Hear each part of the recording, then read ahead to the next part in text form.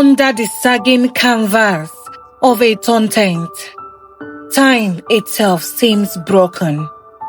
A mother rocks her child. Her gaze is distant, not fixed on the scattered light of the stars above, but on a memory of a home she fled and a horizon she may never reach.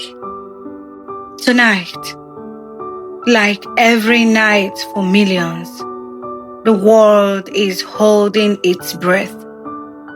Millions of refugees wait.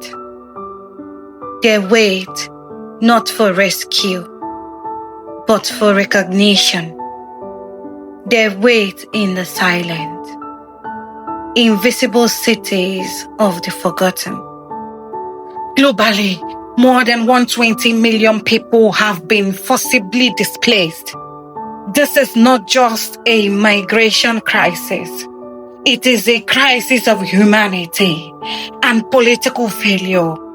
In regions across Africa, Asia, and the Middle East, over 30 million lives as refugees or internally displaced persons, each number representing a violent rupture in a life.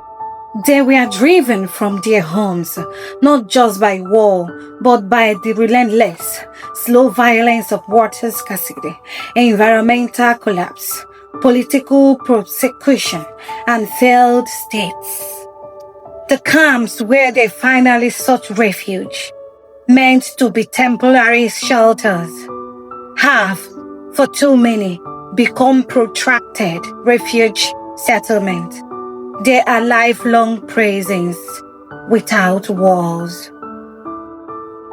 Generations of children have grown up knowing no other home than these dusty, temporary cities. They learn the alphabet not from textbook, but from dreams scrawled in the sand. Education is a tenacious trade. Food is a bowel that is too often empty. And hope, that most vital human necessity, has become a luxury they cannot afford. This is where human potential is shelved and futures are put on indefinite hold. Behind every staggering statistic is the quiet, devastating loss of identity. He was a respected engineer. Now he stands in line for hours to collect a major ration. His hands, once used to build bridges, now hold an empty bowl. She was a university student with aspirations of law. Today, she worries only if she can protect her younger siblings from the ever-present threat of violence or disease. The aid keeps the body alive, but it cannot feed the soul's deepest need. Dignity. Every day in the camp is a negotiation with humiliation, a reminder of what was lost. Survival here is a daily miracle. Food supplies are unreliable. Essential medicine for malaria, for chronic illnesses, vanishes into bureaucratic silence or donor fatigue. The camps, crowded and unsanitary, become breeding grounds for diseases. Refugees are not only forgotten by the wider world, they risk being erased entirely by exhaustion, illness, and the sheer weight of being utterly dependent. These men and women and children have committed no crime.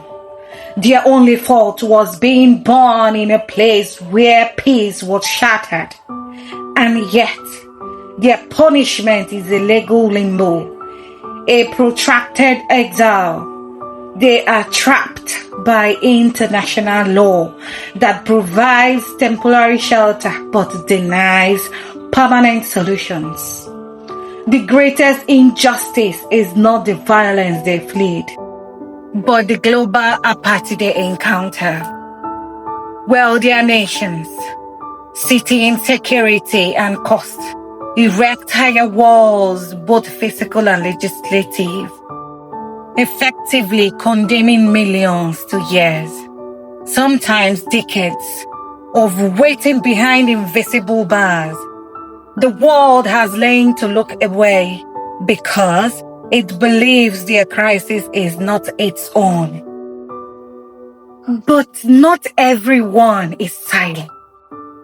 And in these crowded corners of the world, something profound endures.